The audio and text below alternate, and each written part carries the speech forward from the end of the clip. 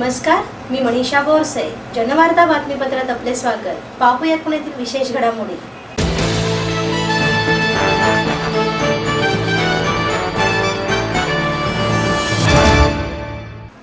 पुणे शहरात गोपाळकाला निमित्त दहीहंडी उत्सवात साजरी करण्यात आली.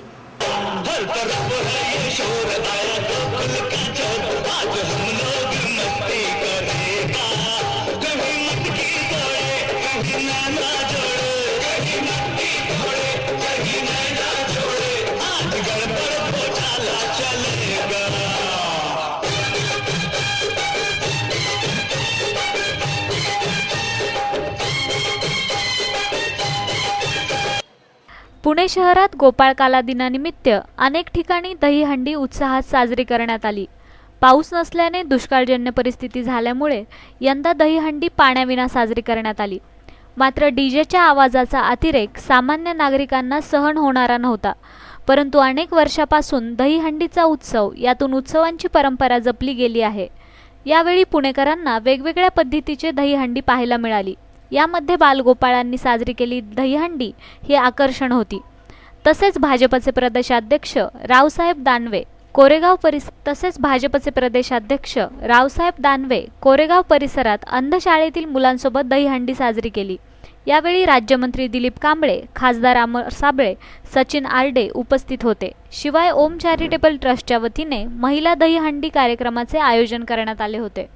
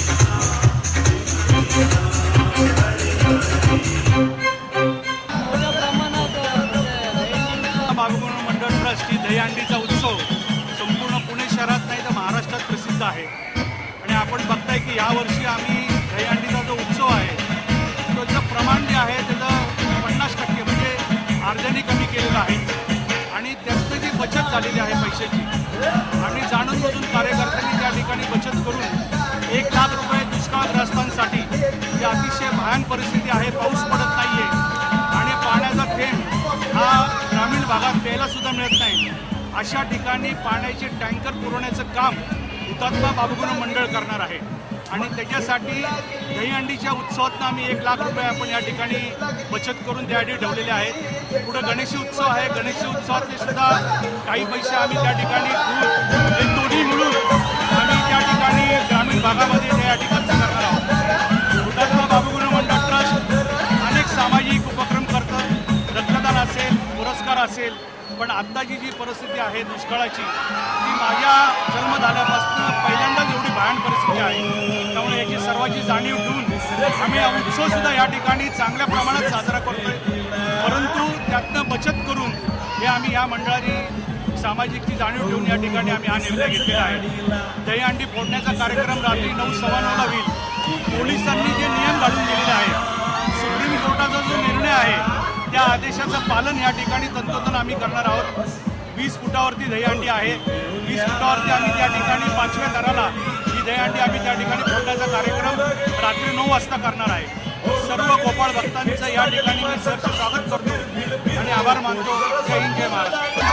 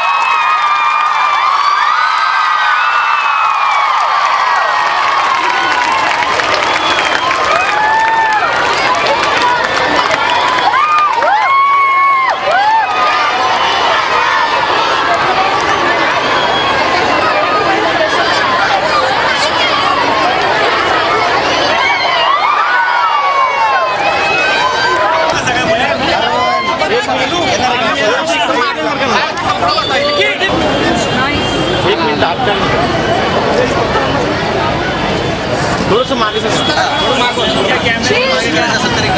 वाटलं पाहिजे काहीतरी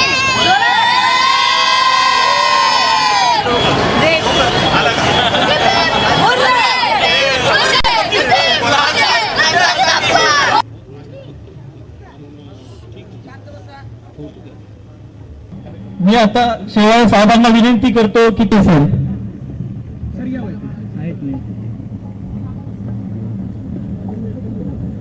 इथे डीआयजी श्री सांगलीचे भाजपचे खासदार मान्य संजय काका आणि हा कार्यक्रम आयोजित करण्यात सिंहाचा वाटा उचललेले. सर, शिक्षण हे वाघिणीचं दूध आहे आणि जो ते पील तो गुरगुरले.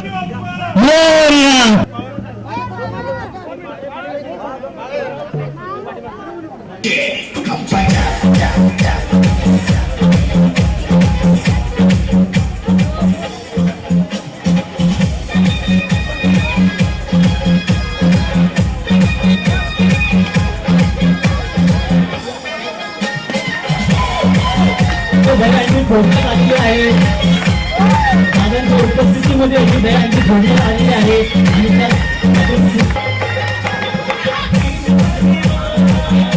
गणपती बाप्पा.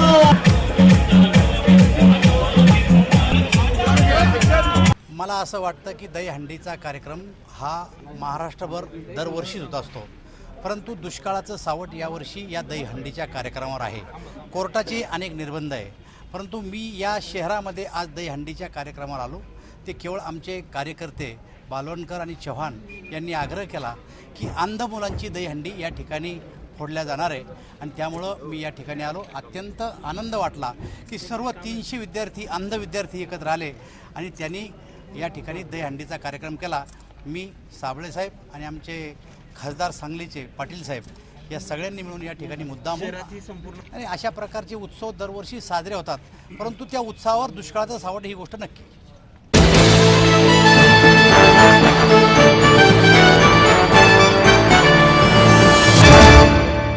धनंजय थोरात स्मृती प्रतिष्ठानतर्फे धनंजय थोरात आदर्श कार्यकर्ता पुरस्काराचे वितरण करण्यात आले. धनंजय थोरात स्मृती प्रतिष्ठानतर्फे धनंजय थोरात आदर्श कार्यकर्ता पुरस्काराचे वितरण राज्याच्या विधान परिषदेचे सभापती रामराजे नाईक निंबाळकर यांच्या हस्ते नेहरू सभागृहात झाले. नोकरी व्यवसायानिमित्त सध्या मोठ्या प्रमाणात स्थलांतर होत आहे, ते थांबवण्यासाठी गावे समृद्ध आणि स्वयंपूर्ण व्हायला हवीत, अशी अपेक्षा नाईक निंबाळकर यांनी व्यक्त केली. याप्रसंगी ज्येष्ठ अभिनेते रमेश देव, पालकमंत्री गिरीश बापट, माजी आमदार मोहन जोशी, उल्हास पवार, रामदास फुटाणे, उपमहापौर आबा बागुल, थोरात यांच्या पत्नी शुभांगी थोरात आदी व्यासपीठावर उपस्थित होते.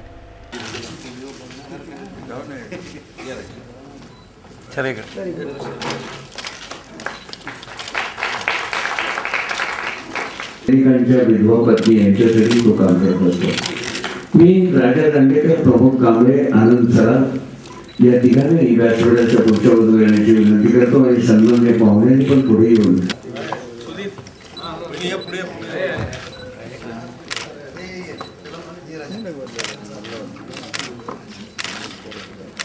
त्यानिमित्ताने सर केशवलालजी,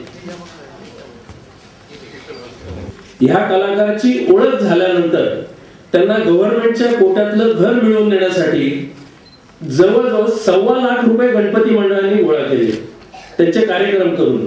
आणि जेव्हा ते नवीन घरामध्ये राहायला गेले तेव्हा गृहप्रवेश वगैरे असं सर्व काही गोष्टी आम्ही कार्यकर्त्यांनी केल्या.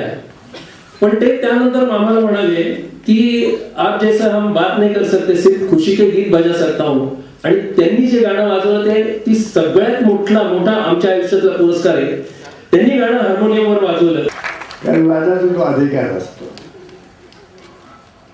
असं माझ्या मित्राने मला सांगितलं की किंवा मला बोलला की 90 वर्षाचा हे जो वय आहे, शिवाजी महाराज, ज्ञानेश्वर या लोकांनी वयाच्या 16व्या वर्षी ज्ञानेश्वराने ज्ञानेश्वरी लिहिली. शिवाजी महाराजांना राज्य स्थापन केलं म्हणून आज तुम्ही आम्ही इथं आहोत, नाहीतर आज इथं राहिलो नसतो. कदाचित आज आपण मराठीही राहिलो नसतो. ब्राह्मणही राहिलो नसतो. पण हे सगळं जेव्हा ते हे केले शिवाजी महाराजांचं आहे. म्हणजे हे वयामध्ये महत्व नाही आहे, तर त्याच्या कार्याला महत्व आहे.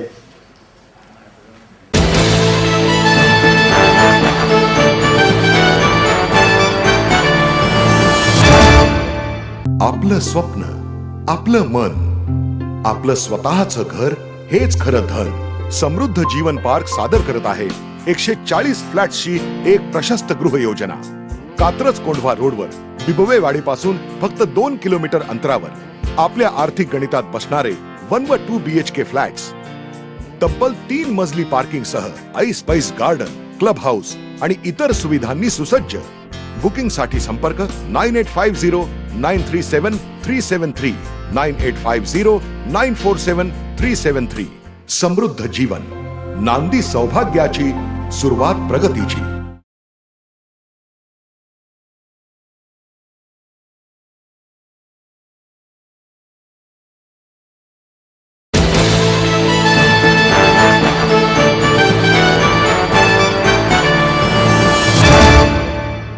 सिम्बायोसिस आंतरराष्ट्रीय विद्यापीठाच्या वतीने शिक्षक दिनानिमित्त कार्यक्रमाचे आयोजन करण्यात आले.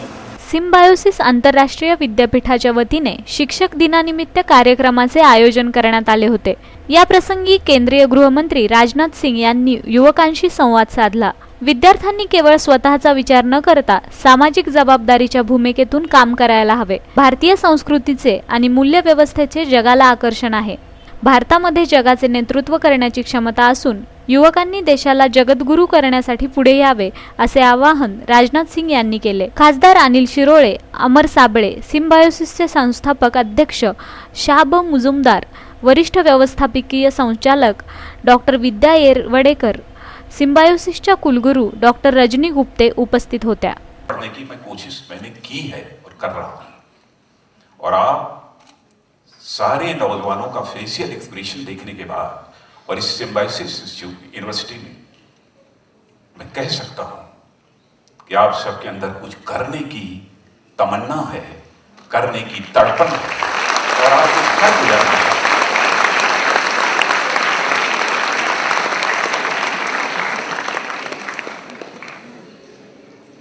यदि आप कुछ कर गुजरना चाहते हो, कैसे? जब तक आप अपने सेल्फ से बाहर नहीं आओगे, जब तक आप अपने सेल्फ से बाहर नहीं आओगे, जब तक अपने को समाज के आईने में नहीं देखोगे, तब तक तुम कुछ नहीं कर सकते. समाज के आईने में हमें देखना चाहिए. समाज से जोड़कर जब तक आप अपने को नहीं देखोगे, तब तक आप कुछ नहीं कर सकते. मैं जानता हूं सिम्बायोसिस में एडमिशन लेने वाले बच्चों की सबसे बड़ी इच्छा ये होती है, सबसे बड़ी इच्छा होती है कि हमको शानदार कैरियर प्राप्त होगा, सफल कैरियर, सक्सेसफुल कैरियर प्राप्त होगा. सबकी इच्छा होती है. हमारी आप सभी बच्चों को शुभकामनाएं हैं कि आप शानदार और सफल कैरियर हासिल करें. लेकिन क्या है, केवल शानदार और सफल कैरियर हासिल करना ही यह जीवन का उद्देश्य होना चाहिए? इसके अतिरिक्त भी कुछ है. मैं एक उदाहरण आपको देना चाहता हूं. एक वर्ल्ड फेम के राइटर टॉमस फ्रीडमैन का नाम आपने सुना होगा. उन्होंने एक पुस्तक लिखी है, द वर्ल्ड इज फ्लैट. मैं जानता हूं सभी बच्चों ने नहीं पढ़ा होगा, लेकिन हो सकता है कि उनमें से कुछ लोगों ने उस पुस्तक का नाम जो टॉमस फ्रीडमैन की है, द वर्ल्ड इज फ्लैट, उसका नाम सुना होगा. उन्होंने उसमें इन्फोसिस वर्सेस, उसमें नहीं, उस पुस्तक में नहीं, गार्जियन में टॉमस फ्रीडमैन में एक लेख लिखा, एक आर्टिकल थी उनकी. वो थी इन्फोसिस वर्सेस अलकायदा. आप ये कहोगे कि ये कैसा कॉन्ट्राडिक्शन, इन्फोसिस और अलकायदा वर्सेस अलकायदा. उन्होंने कहा, उस लेख में लिखा है कि इन्फोसिस और अलकायदा दोनों का एक एग्जिस्टेंस यदि आया है कभी, तो लगभग टाइम पीरियड लगभग समान रहा है, साल 2 साल 3 साल आगे और पीछे। माने इन दोनों में पैरिटी। मैं समझता हूं कि इन सब सारी वैल्यूज को हम सबको इनकलकेट करने की जरूरत है। स्वामी विवेकानंद आप जैसे, आपसे थोड़ा आयु में बड़े, 30 साल की आयु थी, शिकागो गए थे। जब जैसे मैं यहाँ पर धोती कुर्ता जैकेट ये पहनकर आया हूं, तो सो कॉल्ड प्रोग्रेसिव हम कहीं क्या बने, पैंट शर्ट में, शिप वॉइसेस में आ रहे थे, पैंट शर्ट में होना चाहिए था। वैसे ही वहां पर वो गेरुआ वस्त्र धारण किए जो साधु सन्यासी धारण किए हैं, और ऊपर टर्बन पगड़ी। लोग देख के हंसने लगे कि ये कहां से आ गया। विश्व धर्म जो अंतर्राष्ट्रीय धर्म सम्मेलन था, उसने कहा कहां से आ गया है, कहां से आ गया।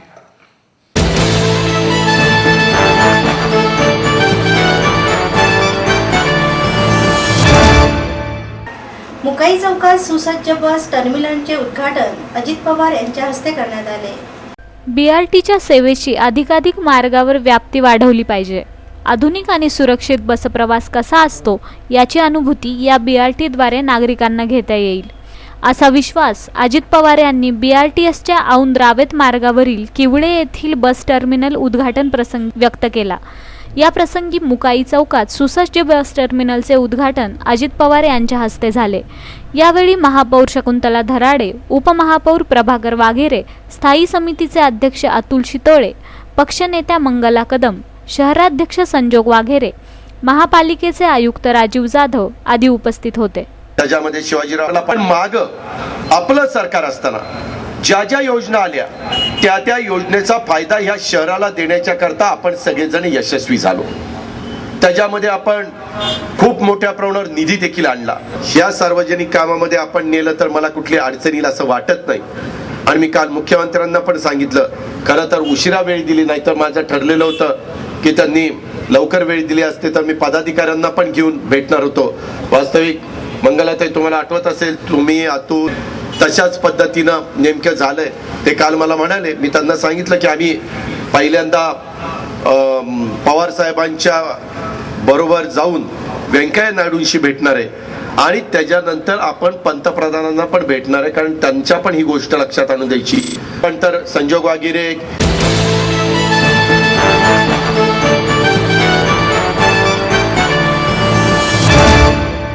आपलं स्वप्न, आपलं मन, आपलं स्वतःचं घर हेच खरं धन. समृद्ध जीवन पार्क सादर करत आहे 140 फ्लॅट्सची एक प्रशस्त गृह योजना. कात्रज कोंढवा रोडवर बिबवेवाडी पासून फक्त 2 किलोमीटर अंतरावर आपल्या आर्थिक गणितात बसणारे 1 व 2 BHK फ्लॅट्स. तब्बल 3 मजली पार्किंग सह ऐस पैस गार्डन, क्लब हाऊस आणि इतर सुविधांनी सुसज्ज. बुकिंग साठी संपर्क 9850937373 9850947373. समृद्ध जीवन, नांदी सौभाग्याची, सुरुवात प्रगतीची.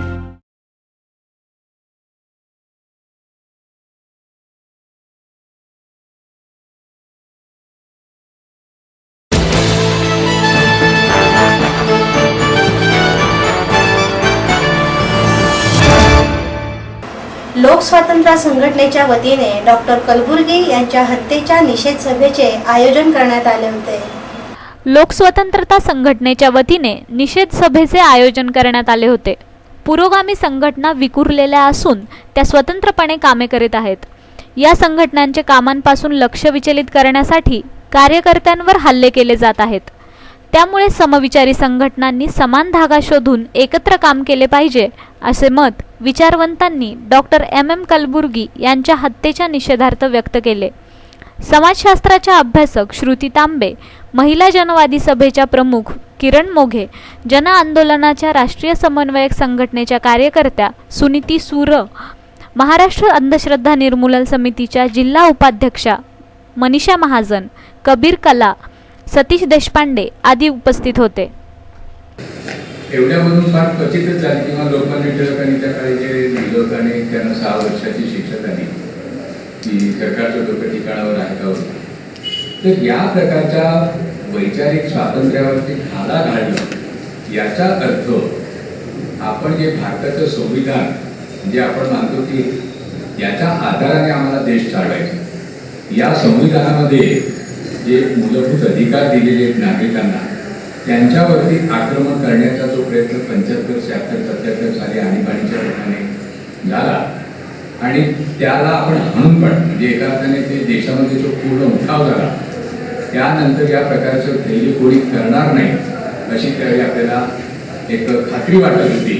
पण आता आपण ज्या युगातून जात आहोत तर संविधानावरती एका अर्थाने हे आक्रमण आहे.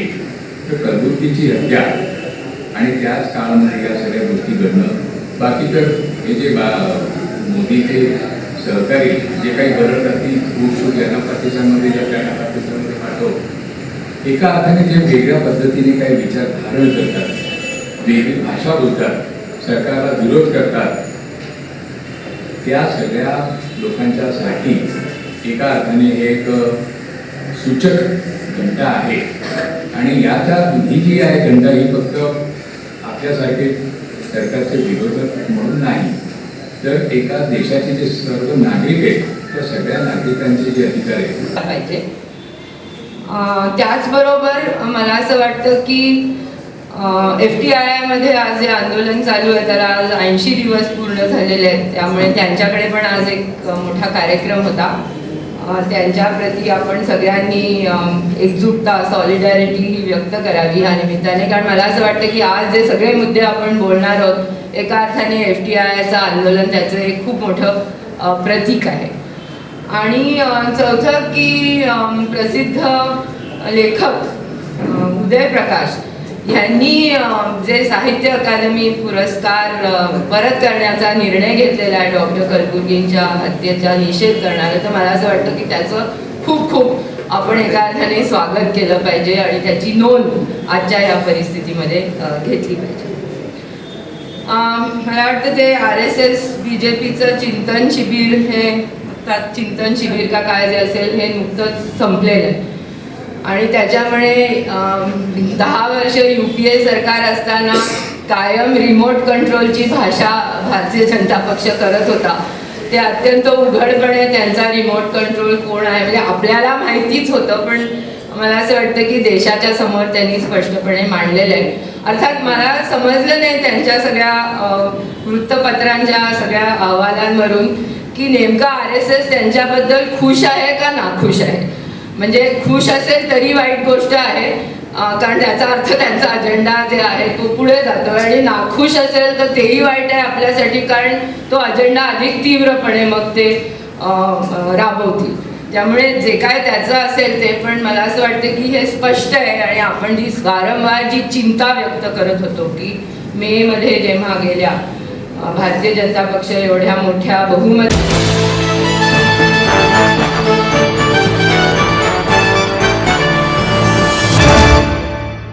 विश्वकर्मा पब्लिकेशन आणि MIT शिक्षण समूहाच्या वतीने पुणे इंटरनॅशनल लिटररी फेस्टिवल कार्यक्रमाचे आयोजन करण्यात आले होते.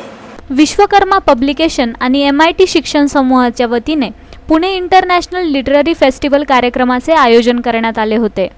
देशाचे परराष्ट्र धोरण ठरवताना सर्वंकष विचार करण्याची गरज असते. हे धोरण काँग्रेस किंवा भाजपा असे कुठल्याही पक्षाचे असू नये, त्याकडे भारतीय परराष्ट्र धोरण म्हणूनच पाहायला हवे, असे स्पष्ट मत खासदार शशी थरूर यांनी यावेळी व्यक्त केले. तसेच पाकिस्तानबाबतच्या धोरणाबाबतही नाराजी व्यक्त करून मोदी सरकारने यापूर्वीच्या परराष्ट्र धोरणाचा अभ्यास करावा असे नमूद करण्यात आले. त्यानंतर स्वच्छ भारत अभियानालाही माझा पाठिंबा आहे, पण ते ज्या पद्धतीने राबवले जात आहे ते आक्षेपार्ह आहे असेही त्यांनी नमूद केले. मोदी सरकारला 1 वर्ष झाले, पण त्यांनी केलेल्या घोषणातील कमी कामे झाली अशी टीका थरूर यांनी केली. आपको पता है कि कोई लोग घर वापसी के बारे में बोल रहे हैं. मैं आपको बोलूंगा कि कांग्रेस वापसी का जमाना आ गया. कांग्रेस की वापसी हो रही है. आप देखिए 2-3 महीने से जो राहुल गांधी कर रहा है, हर जगह जाके हर लोगों के साथ डायरेक्टली कॉन्टैक्ट करके जो अभी उनके जो प्रचलन हो रहा है, इसमें से लोगों की आंखें खुल जा रहे हैं कि अभी भी है कांग्रेस.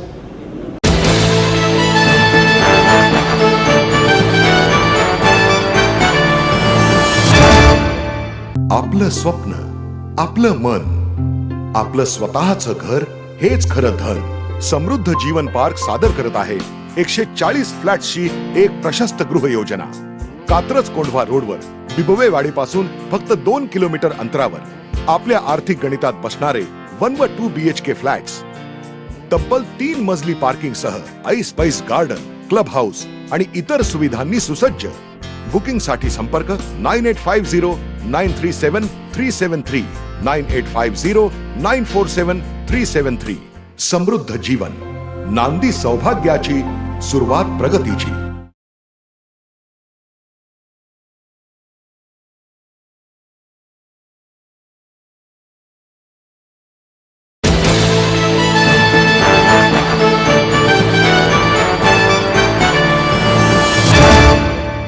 ज्येष्ठ शिल्पकार प्राध्यापक दिनकर थोपटे यांच्या अमृत महोत्सवी वर्षानिमित्त विशेष सन्मान सोहळ्याचे आयोजन करण्यात आले होते.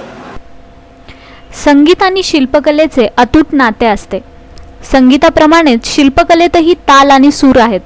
देवाची कृपा असल्याशिवाय कोणतेही कला अवगत होत नाही. प्राध्यापक दिनकर थोपटे यांना शिल्पकलेच्या रूपाने दैवी देणगी मिळाली आहे.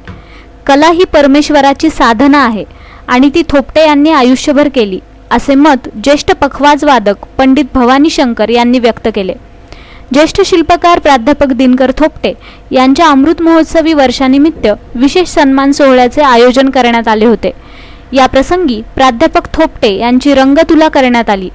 पुनरुत्थान समरसता गुरुकुलम आणि स्वानंद प्राथमिक विद्यालयाला हे रंग देण्यात आले होते आणि क्रांतीवीर चाफेकर स्मारक समितीला निधी देण्यात आला.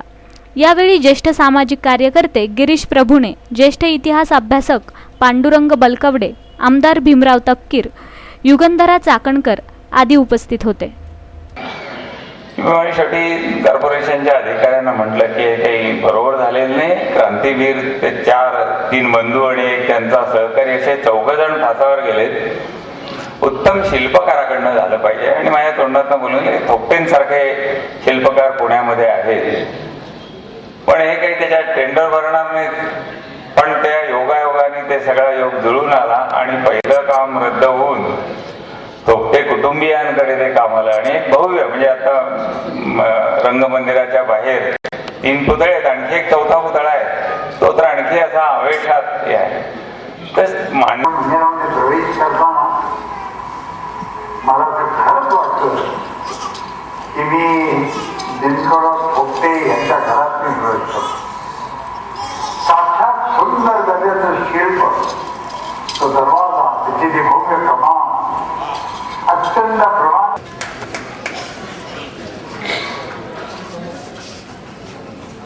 टाळ्यांचा व्यायाम चांगला असतो, रक्ताभिसरण वाढतं, असं हरिद्वारचे बाबा म्हणतात, मी नाही.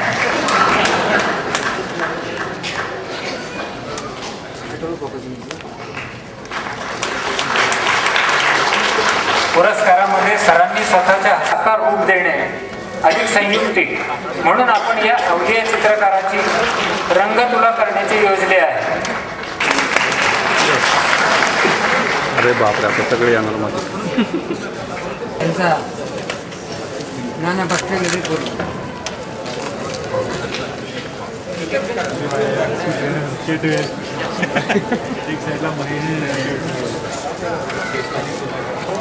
कॅमेरा काढला आहे, एखादी फ्रेम मिळते त्याला.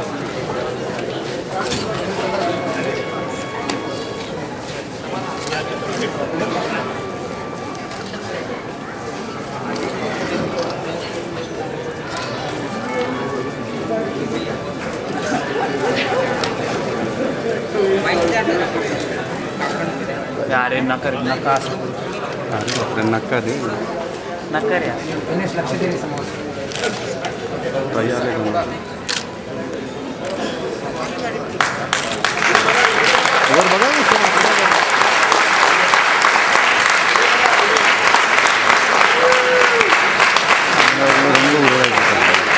समोर उभा उभा उभा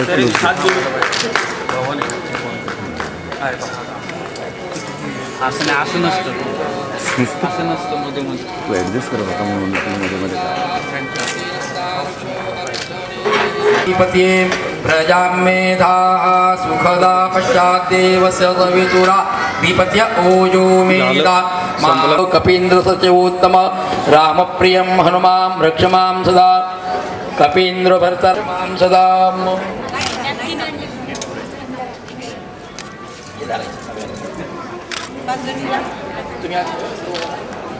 श्रेष्ठते लक्ष्मीश पत्न्यापहोरात्रे पार्श्वे नक्षत्रानिरूपमश्विनौ व्यात्तम् इष्टन्निखान मुम्म इखान सर्पलोकम् इखानो आयुष्यवान् भव भद्रवान् भव भव श्रीमान् शक्तिज्ञो भव आयुष्यं वर्तश्चक्रुराय सभोगं मेधाविरतिनाग्नो सदया निष्ठा आरत्यो पार्थिवगुरजा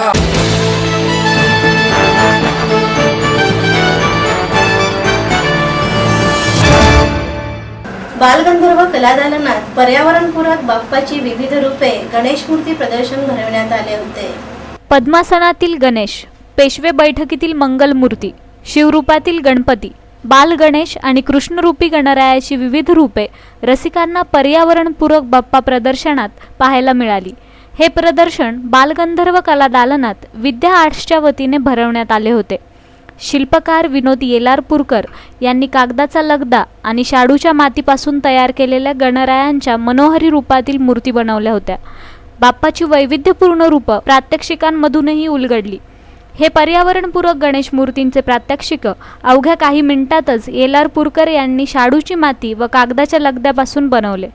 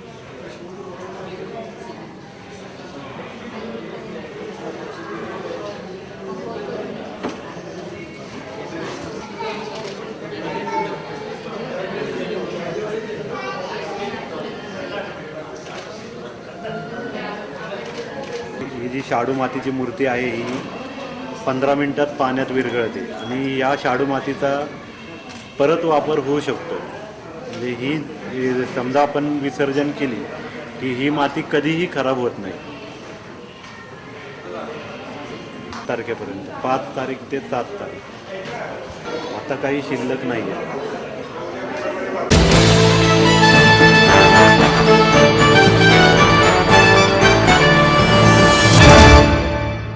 याचबरोबर जनवार्ता बातमीपत्र संपले. उद्या पुन्हा भेटू याच वेळी. नमस्कार.